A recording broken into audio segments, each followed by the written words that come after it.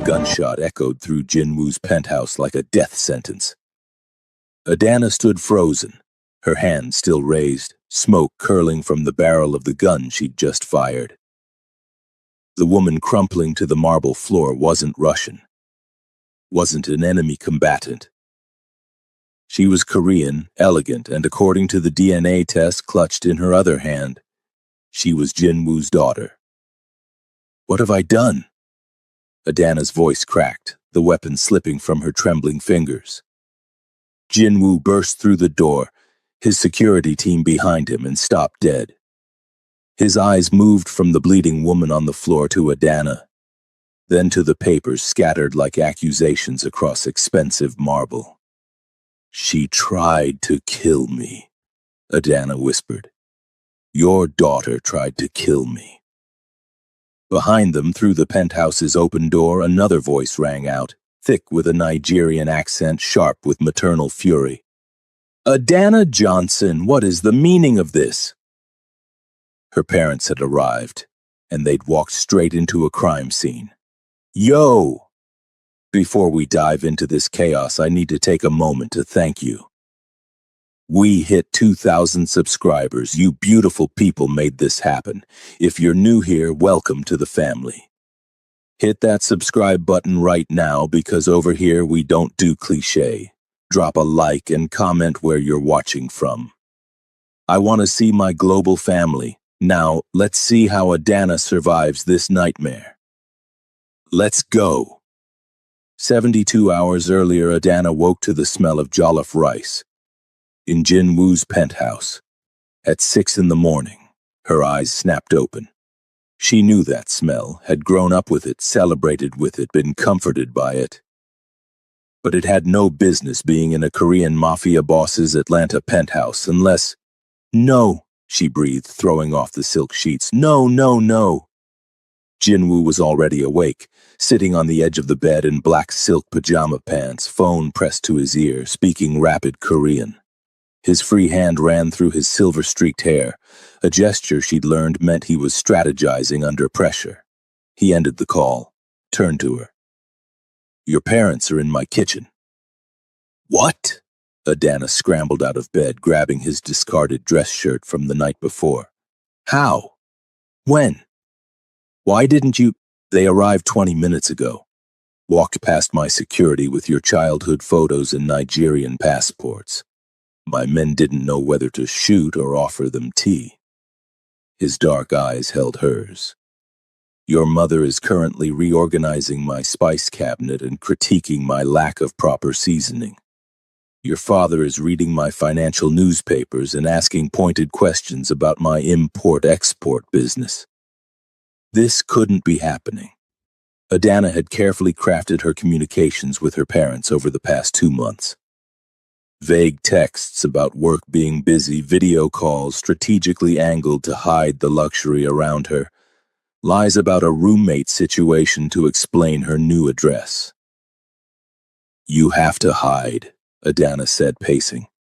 "The tattoos, the guards, the everything. They can't know about you, about us, about any of this." Jinwoo stood, crossing to her with that predatory grace that still made her pulse race. His hands framed her face. "I'm not hiding, Adana. I don't hide from anyone, not even your parents.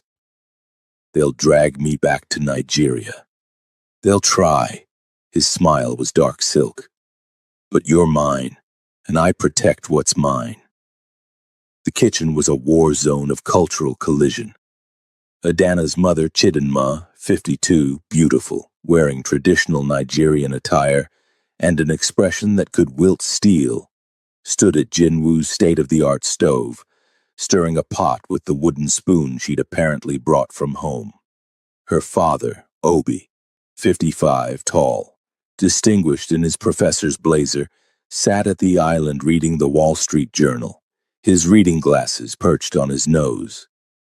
They both looked up when Adana entered, wearing Jinwoo's shirt, which hit her mid-thigh, with her natural hair a mess and a love bite visible on her collarbone. "Adana," her mother said, voice dangerously calm. Introduce us to your landlord. Jinwoo entered behind her, now wearing black slacks and a crisp white dress shirt, though he'd left it deliberately unbuttoned enough that his tattoos were visible. A power move. He was showing her parents exactly who he was.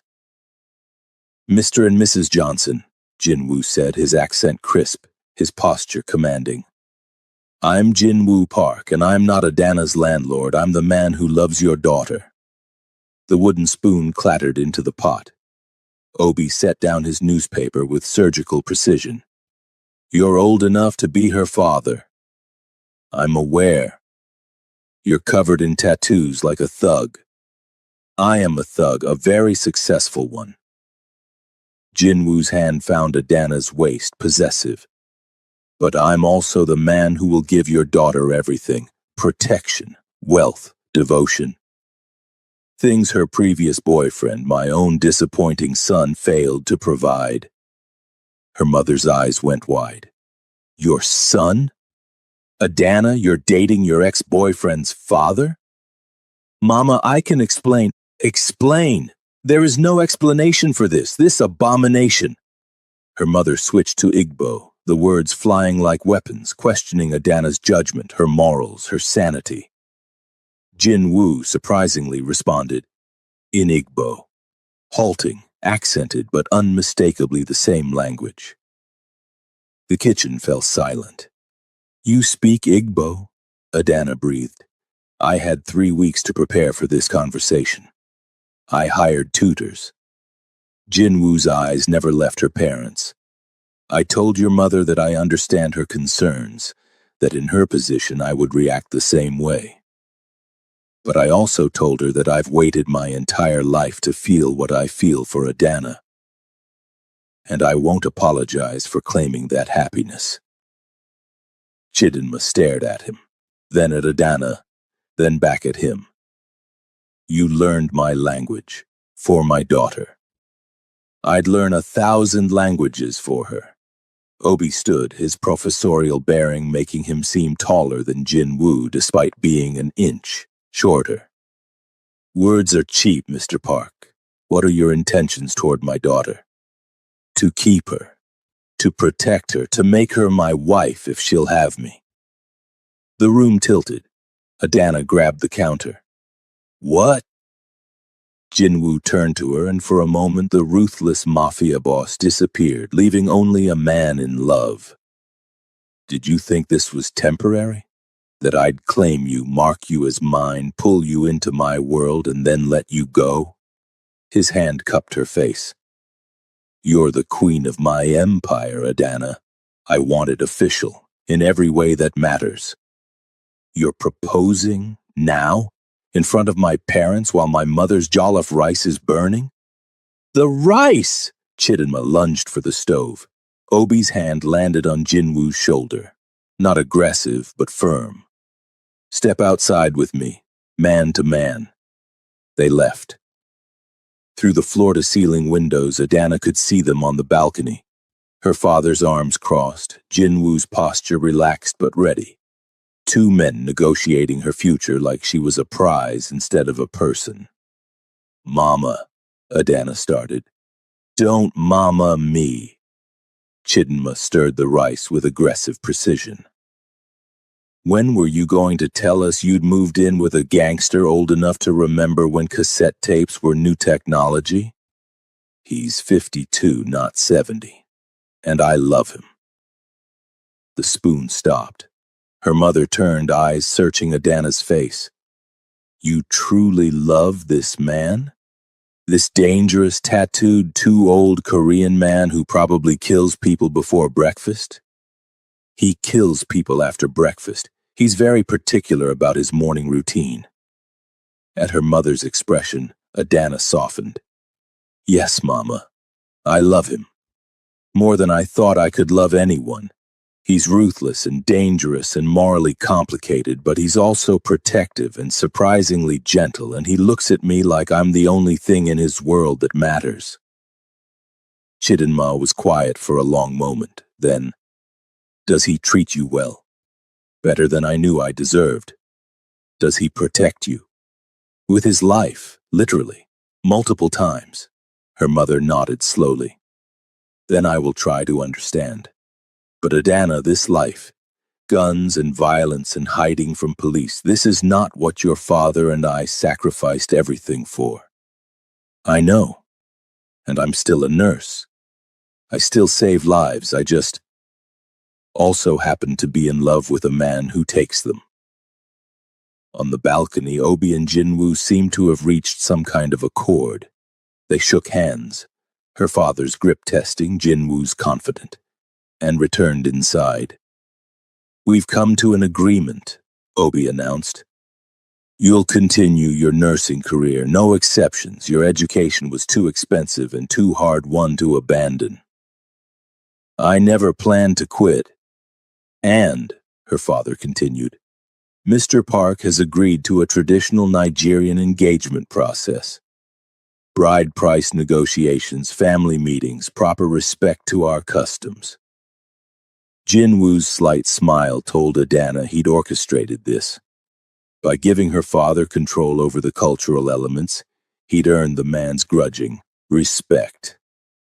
And, Obi added, his professorial tone going sharp, he's explained the nature of his business. I don't approve, but I understand you're an adult who's made her choice, so instead of fighting it, I'll ensure you're protected. I've already contacted some former students who work in law and politics. If you're going to be a criminal's wife, you'll have legal protection I arrange. Dad, don't argue. It's this or I drag you back to Lagos. Adana looked at Jinwoo, who simply shrugged. Your father drives a hard bargain, I respect it. The moment of family détente shattered when Minho burst through the penthouse door, phone in hand, expression urgent. He started speaking Korean to Jinwoo, then remembered the guests and switched to English.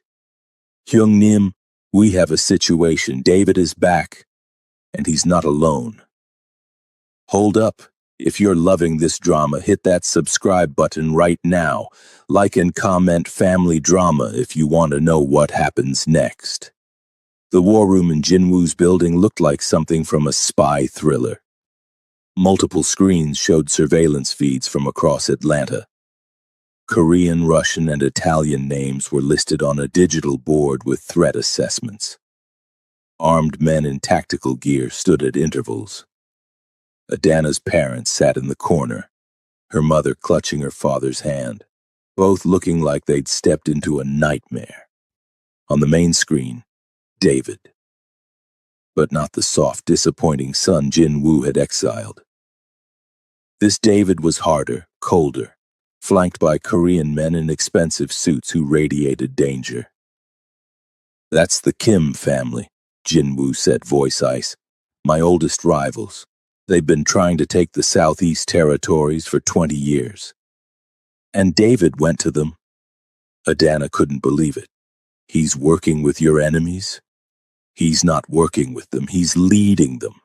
Minho pulled up financial documents. He gave them everything.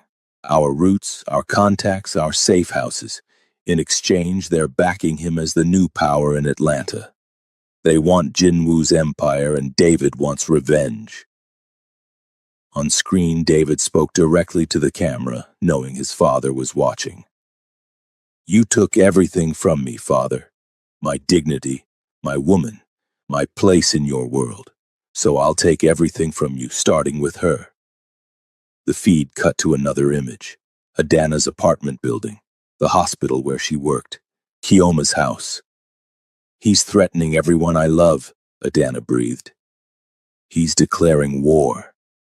Jinwoo's expression was carved from stone. And he just made a fatal mistake. What mistake?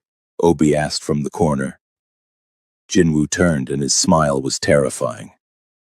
He assumed I'd hesitate because he's my blood.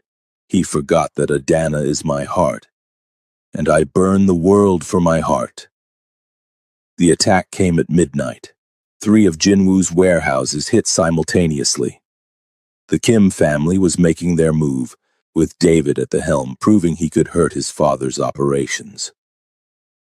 But Jinwoo had anticipated it. Adana watched from the war room as his counter-strategy unfolded on screens. His men had evacuated the warehouses hours ago, rigged them with surveillance, and now had clear footage of every Kim operative involved. "You let them destroy your property," Obi observed. "Why?"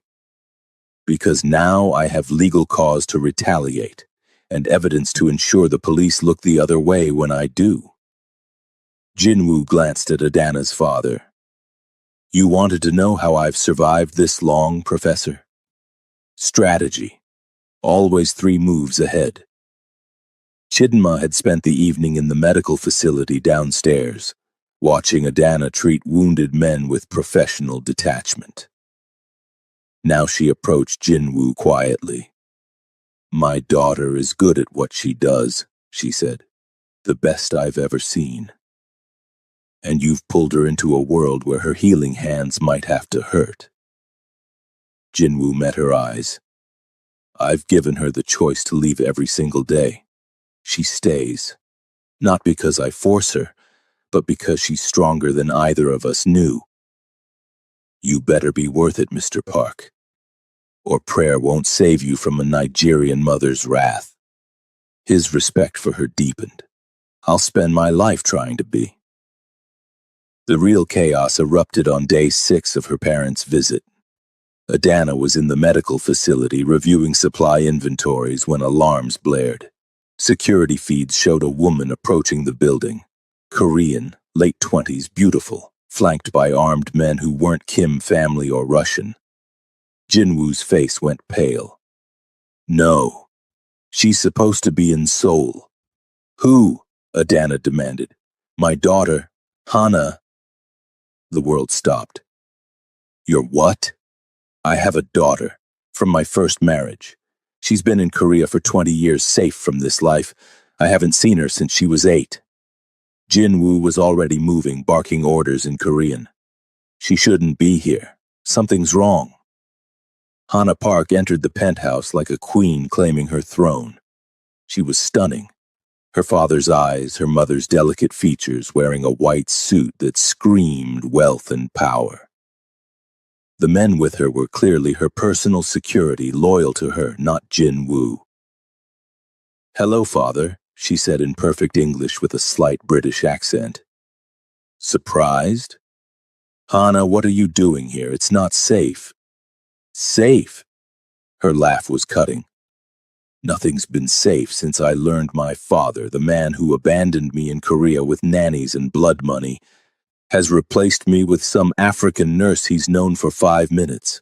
Adana stepped forward. "I'm not replacing anyone. You're wearing his ring." Hana's eyes locked on the engagement band Jinwoo had given Adana 2 days prior. "The one that belonged to my mother. The one he swore no one else would ever wear." Jinwoo's expression shifted. Guilt, regret, protective fury. "Hana, you don't understand." "I understand perfectly. I'm the forgotten daughter, the inconvenient reminder of your first family. So you build a new one with her." Hana's voice dripped venom. "Did you tell her about Mother? How she died because of your enemies? How you shipped me off to Korea to protect me, which really meant abandoning me?" The room was silent except for Chidinma's sharp intake of breath. Adana's parents were witnessing this implosion in real time. "I sent you away because I loved you," Jinwoo started. "You sent me away because I reminded you of your failure." Hana's composure cracked. "And now you're making the same mistake with her, pulling someone you love into danger, painting a target on her back. Tell me, father, how long before she ends up like Mother?" Adana felt the blow of those words. Jinwoo's first wife, killed by enemies. And here she was, engaged to the same man in the same dangerous world. "That won't happen," Jinwoo said, his voice deadly quiet. "You can't promise that. You couldn't save Mother. You can't save her." Hana turned to Adana. "Leave him while you still can. This life destroys everyone it touches. I'm not leaving. Then you're a fool. Hana's eyes were cold. But you're not the rightful queen of this empire. I am. I'm his blood, his heir, and I've spent 20 years preparing to take what's mine. Hana, Jinwoo's voice was sharp. Stand down. No. She pulled out a document. I've been in contact with the Kim family. They've made me an offer. Help them take you down, and they'll give me control of half the territories. I'll finally have the power you denied me. You'd betray your own father? You betrayed me first, when you chose your empire over your daughter. Hana's hand moved to her jacket, and Adana saw it, the gun. Everything happened in slow motion. Hana drew.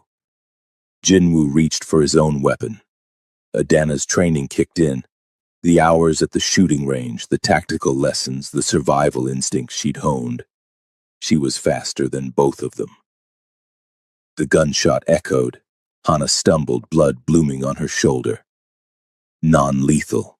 Precise. Exactly where Adana had aimed. Hana's gun clattered to the floor. Her security moved, but Jinwoo's men were faster. Weapons drawn, a standoff in the penthouse. Nobody moves, Jinwoo commanded. Then softer, broken. Hana! She shot me, Hana gasped, clutching her shoulder. Your whore shot me. You pulled a gun on her father, Adana said, her voice steady despite her shaking hands. In my home. What did you expect? The DNA test fell from Hana's pocket, proof of her claim, her lineage, her right to challenge Adana's place. And that's when the penthouse door burst open again. Adana Chidinma Johnson, what is the meaning of this? Her mother, taking in the scene, the blood, the guns, her daughter holding a weapon over another woman's body.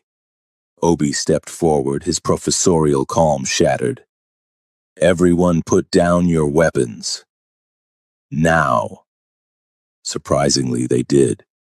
Maybe because he had the authoritative tone of a man who'd commanded lecture halls of rowdy students for 30 years. Or maybe because the situation was so absurd that everyone needed a moment to reset. Jinwoo knelt beside Hana, his hands gentle as he examined her wound. It's not fatal. Clean through and through. Adana knew what she was doing. I'm a trauma nurse, Adana said quietly. I know exactly where to shoot to stop someone without killing them. Hana looked at her father, tears streaming. You love her more than you ever loved me. That's not true, Jinwoo's voice cracked. Hana, sending you away was the hardest thing I've ever done. But your mother's death, I couldn't risk you, I couldn't lose you too. So you lost me anyway for 20 years.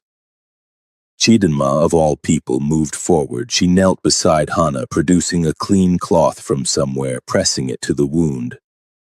You're hurt and angry, but right now you need medical attention. The rest can wait. Why are you helping me? Hana asked. Because I'm a mother, and I see a daughter in pain. Chidinma looked at Jinwoo. You have much to answer for, Mr. Park, to both these women. In the medical facility, Adana operated on Hana while her parents watched. One monitoring the patient, one observing his daughter's steady hands, save the woman who tried to kill her. You're good at this, Hana said quietly, the anesthesia making her honest. It's what I do. Save people, even the ones who want me dead. I don't want you dead. I want what you have, his attention, his love, the feeling of being chosen. Hana's eyes filled with tears. I've been alone for so long. Then stop being alone. You're his daughter. That doesn't change because of me. Jinwoo stood in the doorway watching. When Adana finished, he approached his daughter's bedside. I failed you, he said simply. As a father. As protection. I chose your safety over your happiness, and I see now that was the wrong choice. You can't fix 20 years with an apology. No, but I can start trying today. He took her hand. Stay, not as my heir or my enemy, but as my daughter. Let me know you. Let Adana know you. You don't have to be alone anymore. Hana looked at Adana. You really love him? Even knowing how he destroys everything? He hasn't destroyed me, he's made me stronger. Adana's hand found Jinwoo's.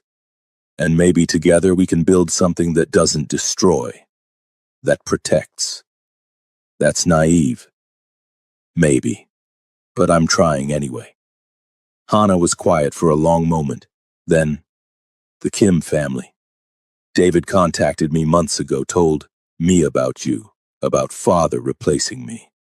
I was angry, I wanted revenge, but seeing this, seeing how you shot me precisely to stop me without killing me, you could have ended the threat. But you didn't. You're his daughter. I could never. Something shifted in Hana's expression. David is planning something bigger, an attack during the engagement ceremony. He's coordinating with the Kims and the Russians, a united front to take down father while he's distracted with family obligations. When? Jinwoo demanded. The ceremony your future in-laws are insisting on. 3 days from now. Hana met her father's eyes.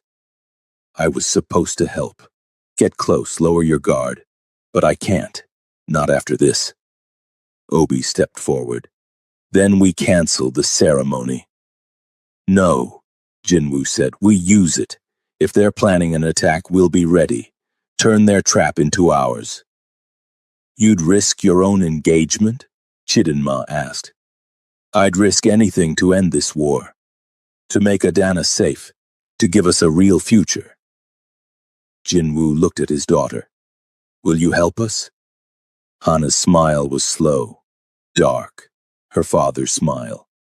I didn't come all the way from Seoul to miss a good fight. Tell me the plan. The next 3 days were chaos. Adana's parents insisted on traditional Nigerian engagement elements, which meant coordinating with Jinwoo's Korean cultural requirements, all while planning for an attack from 3 hostile forces. Chidinma took over the penthouse kitchen, cooking enough jollof rice and pounded yam to feed an army, which, given Jinwoo's security force, wasn't far off. She and Hana formed an unlikely alliance, the older woman finding purpose in mothering the daughter who'd been alone too long. Obi and Jinwoo spent hours in the war room, the professor's strategic mind surprising the mafia boss. You think like a tactician, Jinwoo observed. I taught military history for 15 years. Theory becomes useful when your daughter is engaged to a crime lord. The engagement ceremony was held in a neutral luxury hotel, public enough to seem legitimate, controlled enough for Jinwoo's security to monitor. Nigerian and Korean guests mixed, cultures blending, while underneath armed men in suits watched for threats. Adana wore traditional Nigerian attire, a stunning coral and gold outfit that her mother had brought from Lagos. Jinwoo wore a tailored suit with Korean silk accents. They looked like a magazine spread on multicultural romance, if you ignored the concealed weapons and tactical earpieces. David made his move during the traditional gift exchange. The lights cut out. Gunfire erupted. Guests screamed and dove for cover as Kim family soldiers poured in from multiple entrances. But Jinwoo had planned for this. His men were positioned, ready. The guests on his side were actually elite security. The blackout lasted exactly 15 seconds, long enough to deploy night vision, not long enough for chaos. When the lights returned, David stood in the center of the ballroom, gun to Kiyoma's head. Adana's best friend, who'd been cornered during the confusion. Nobody moves or she dies. David's voice was unhinged. Father, you took everything from me. Now I take everything from you. Let her go, Adana said, stepping forward despite Jinwoo's restraining hand. Your fight is with us, not her. My fight is with everyone who chose him over me. David's eyes were wild. My own father, my girlfriend, even my sister. Hana stepped out from behind a pillar, gun trained on her half-brother. I chose family, real family, not the twisted version you're peddling. The standoff was broken by the most unlikely source. Obi, moving with surprising speed for a professor, tackled David from the side. The gun went off, the bullet going wide. Kiyoma broke free. Jinwoo's men swarmed. The Kim family soldiers realized they were outmatched and outnumbered. David was subdued, screaming threats and curses. Jinwoo stood over his son, expression unreadable. You could have had everything. I would have made you my heir despite your weaknesses. But you chose revenge over redemption. I'll kill her, David spat. I'll kill that bitch if it's the last thing I do. The punch came from Adana. Her fist connected with his jaw, all the training Jinwoo had given her, all the rage from months of chaos channeled into one perfect hit. David went down hard. I'm not a bitch, Adana said calmly. I'm the queen of this empire. Learn the difference. Chidinma started a slow clap. That's my daughter. The aftermath was handled with surgical precision. The Kim family soldiers were detained, their leadership arrested with Jinwoo's carefully planted evidence.